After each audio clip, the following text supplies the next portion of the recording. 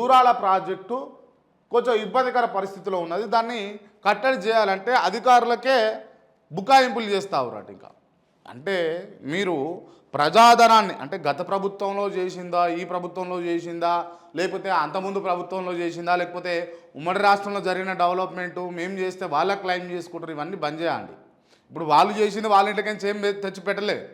తెలంగాణ ప్రజలు కట్టినటువంటి పన్నుల రూపంలో వసూలు చేసినటువంటి సొమ్మునంతా తీసుకొని పోయి ప్రాజెక్టుల రూపంలో లేకపోతే ఇంకొక డెవలప్మెంట్ రూపంలో పెట్టిందే కానీ ఎవరి జోలికించి తీసి పెట్టింది కాదు. ఎవరు క్లెయిమ్ చేసుకోవడానికి కూడా వీలు లేదు.